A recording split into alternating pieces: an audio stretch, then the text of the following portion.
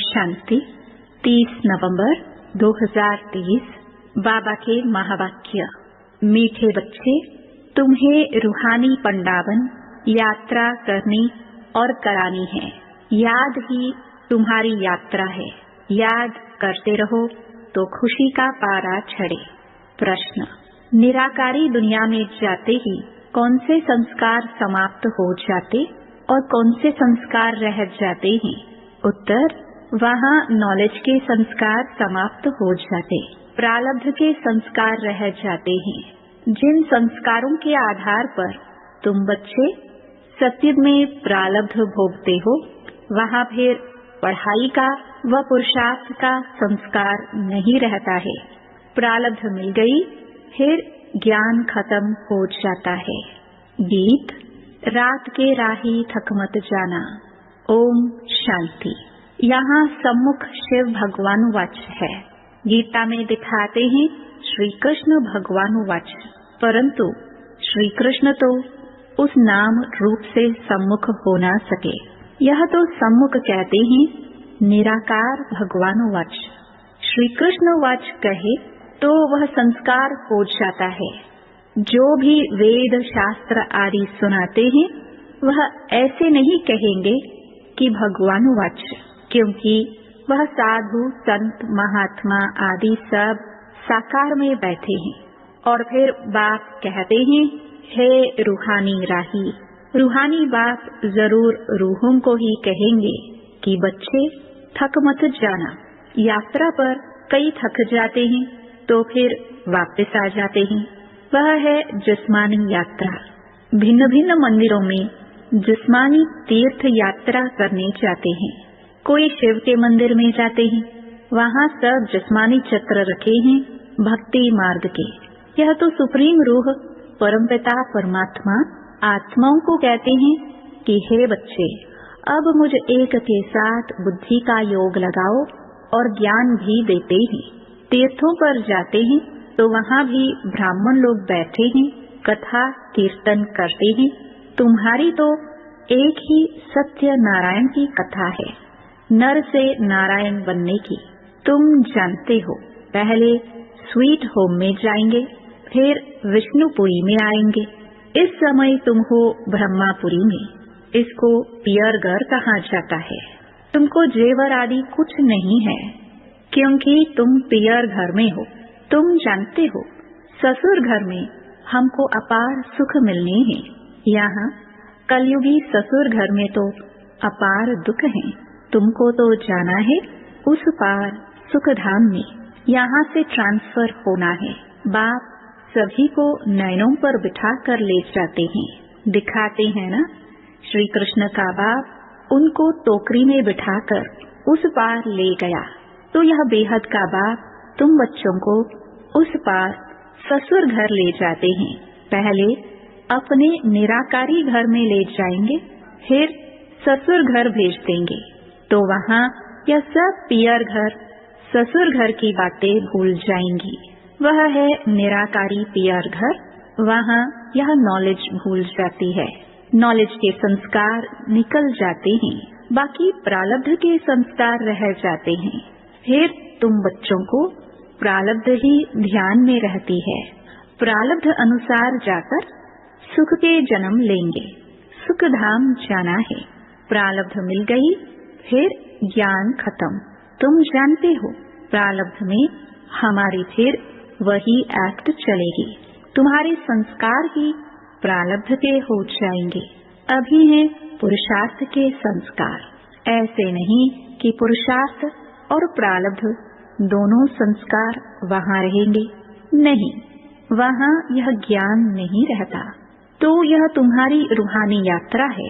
तुम्हारा चीफ पंडा है बाप। यूँ तो तुम भी रूहानी पंडे बन जाते हो, सबको साथ में ले जाते हो।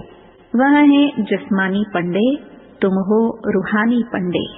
वह लोग अमरनाथ पर बड़े धूमधाम से जाते हैं, झुंड के झुंड। खास अमरनाथ पर बहुत धूमधाम से जाते हैं। बाबा ने देखा है कितने साधु संत बाजे गाजे ले जाते हैं।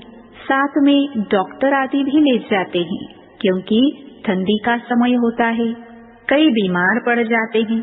तुम्हारी यात्रा तो बहुत सहज है। बाप कहते हैं, याद में रहना ही तुम्हारी यात्रा है। याद मुख्य है। बच्चे याद करते रहे तो खुशी का पारा चढ़ा रहे। साथ में औरों को भी यात्रा पर ले जाना है। यह यात्रा एक ही बार होती है। वह जिस्मानी यात्राएं तो भक्ति मार्ग से शुरू होती हैं। वह भी कोई शुरुआत में नहीं होती। ऐसे नहीं कि फट से मंदिर, चित्र आदि बन जाते हैं। वह तो आहिस्ते आहिस्ते बाद में बनते जाते हैं। पहले पहले शिव का मंदिर बनेगा। वह भी पहले घर में सोमनाथ का मंदिर बनाते हैं, तो फिर कहाँ जाने की दरकार नहीं रहती। यह मंदिर आदि बाद में बनते हैं, समय लगता है। आहिस्ते आहिस्ते नए शास्त्र, नए चित्र, नए मंदिर आदि बनते रहते। टाइम लगता है, क्योंकि पढ़ने वाले भी चाहिए ना। मठ आदि जब वृद्धि को पाएंगे, फिर विचार होगा शास्त्र बनाए तो इतने तीर्थ स्थान बने, मंदिर बने, चित्र बने। टाइम लगता है ना। भल कहाँ जाता है कि भक्ति मार्ग द्वापर से शुरू होता है, परंतु टाइम तो लगता है ना। फिर कलाई कमती होती जाएगी।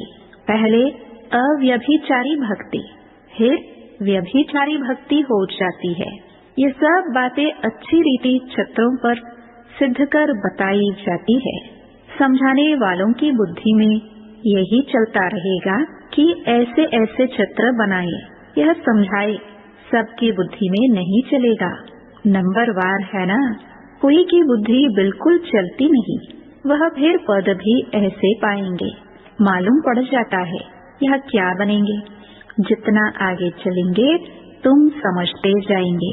जब लड़ाई आदि लगेगी, फिर प्रैक्टिकल देख लेंगे, फिर बहुत पछताएंगे। उस समय पढ़ाई तो हो ना सके। लड़ाई के समय त्राही त्राही होती रहेगी। सुन नहीं सकेंगे। पता नहीं क्या हो जाएगा। पार्टीशन हुआ तो क्या हो गया, देखा ना। यह विनाश का समय बहुत कड़ा है। हाँ, बाकी साक्षात्कार आदि बहुत होंगे, जिससे जान जाएंगे कि यह कितना पढ़ा है। बहुत पछताएंगे भी और साक्षात्कार होंगे। देखो, तुमने पढ़ाई छोड़ दी, तब यह हाल हुआ है। धर्मराज साक्षात्कार कराने सिवाय सजाए कैसे देंगे। सब साक्षात्कार कराएंगे, फिर उस समय कर कुछ नहीं सकेंगे। कहेंगे, हाय तकदीर, तदबीर का समय तो गया। तो बाप कहते हैं, क्यों नहीं अभी पुरुषार्थ करते हो। सर्विस से ही दिल पर चढ़ेंगे। बाप कहेंगे, यह बच्चे अच्छी सर्विस करते हैं। मिलिट्री का कोई मरता है तो उनके मित्र संबंधियों आदि को भी इनाम देते हैं। यहाँ तुमको इनाम देने वाला है बेहद का बाप। बाप से भविष्य 21 जन्मों के लिए इनाम मिलता है। यह तो हर एक को अपनी दिल पर हाथ रख पूछना है कि मैं कितना पढ़ता हूँ। धारणा नहीं होती तो गोया तकदीर में नहीं है। कहेंगे, कर्म ही ऐसे फूटे हुए हैं। बहुत खराब कर्म करने वाले कुछ उठा नहीं सकते हैं। बाप समझाते हैं, मीठे बच्चे, तुम्हें इस रूहानी यात्रा पर अपने साथियों को भी ले जाना है। फर्ज है हर एक को यह यात्रा की बात बताना। बोलो, हमारी यह रूहानी यात्रा है, वह है जिस्मानी। दिखाते हैं रंगून की तरफ एक छमछम तालाब है, जहाँ स्नान करने से परी बन जाते हैं, लेकिन वह परी आदि तो बनते नहीं। यह है ज्ञान स्नान करने की बात, जिससे फिर तुम बहिष्ठ की बीवी बन जाते हो। और ज्ञान योग बल से वैकुंठ में आना जाना तो तुम्हारे लिए कॉमन बात है, और ही तुमको रोका जाता है। घड़ी घड़ी ध्यान में नहीं जाओ, आदत पड़ जाएगी। तो यह ज्ञान मान सरोवर है। परमपिता परमात्मा आकर इस मनुष्य तन द्वारा ज्ञान सुनाते हैं, इसलिए इनको मान सरोवर कहा जाता है। मान सरोवर अक्षर सागर से निकला है। ज्ञान सागर में ज्ञान स्नान करना तो बहुत अच्छा है। बहिष्ठ की बीवी को महारानी कहाँ जाता है। बाप कहेंगे तुम भी बहिष्ट के मालिक बनो। बच्चों पर लव रहता है, हर एक पर रहम पड़ता है, साधुओं पर ही रहम आता है। यह तो गीता में लिखा हुआ है कि साधुओं का भी उद्धार करते हैं। उद्धार होता है ज्ञान योग से। तुम बच्चों में समझाने की बड़ी फुर्ती चाहिए। बोलो तुम और तो सब जानते हो, लेकिन छांट जानते हो, बाकी मक्खन खिलाने वाले को तुम जानते ही नहीं हो। बाप कितनी अच्छी रीति समझाते हैं, परंतु किसकी बुद्धि में भी बैठे ना। बाप को जानने से मनुष्य हीरे जैसा बनते हैं, न जानने से मनुष्य कौड़ी मिसल बिल्कुल पतित हैं। बाप को जानने से ही पावन बनते हैं। पतित दुनिया में कोई पावन हो ना सके। तो जो महारथी बच्चे हैं वह अच्छी रीति समझा सकेंगे। कितने ढेर ब्रह्मा कुमार कुमारियां हैं। प्रजापिता ब्रह्मा नाम भी मशहूर है। प्रजापिता ब्रह्मा के यह है मुख वंशावली। ब्रह्मा को ही 100 भुजा 1000 भुजा दिखाते हैं। यह भी समझाया जाता है इतनी भुजाएं तो हो नहीं सकती। बाकी ब्रह्मा तो बहुत बछड़े वाले हैं। ब्रह्मा फिर किसका बच्चा? इनका तो बाप है ना। ब्रह्मा है शिव बाबा का बच्चा। इनका और कौन बाप हो सकता? मनुष्य तो हो ना सके। ब्रह्मा विष्णु शंकर गाए जाते हैं सूक्ष्म वतन के, वह तो यहाँ आ ना सके। प्रजापिता ब्रह्मा तो जरूर यहाँ होगा ना। सूक्ष्म वतन में तो प्रजा नहीं रचेंगे, तो परमपिता परमात्मा आकर इस ब्रह्मा मुख द्वारा शक्ति सेना रचते हैं। पहले पहले परिचय देना है, हम ब्रह्मा मुख वंशावली हैं। तुम भी ब्रह्मा के बच्चे हो ना। प्रजापिता ब्रह्मा है सबका बाप। फिर उनसे और बिरादरियां निकलती हैं, नाम बदलते जाते हैं। अब तुम ब्राह्मण हो। प्रैक्टिकल में देखो, प्रजापिता ब्रह्मा की कितनी औलाद है। जरूर औलाद को वर्षा मिलता होगा। ब्रह्मा के पास तो कोई प्रॉपर्टी है नहीं, प्रॉपर्टी है शिव बाबा के पास। ब्रह्मा वल्लद शिव, बेहद के बाप से ही वर्षा मिलता है। ब्रह्मा द्वारा शिव बाबा बैठ पढ़ाते हैं। हमको दादे का वर्षा मिलता है। बाबा समझाते तो बहुत हैं, परंतु योग नहीं, कायदे पर नहीं चलते, तो बाप भी क्या करे। बाप कहते हैं इनकी तकदीर। अगर बाबा से पूछे तो बाबा बता सकते हैं इस हालत में तुम्हारा क्या पद होगा। दिल भी गवाही देता है, मैं कितनी सर्विस करता हूँ, श्रीमत पर कहाँ तक चलता हूँ। श्रीमत कहती है मन मना भाव। सबको बाप और वर्षे का परिचय देते रहते हैं।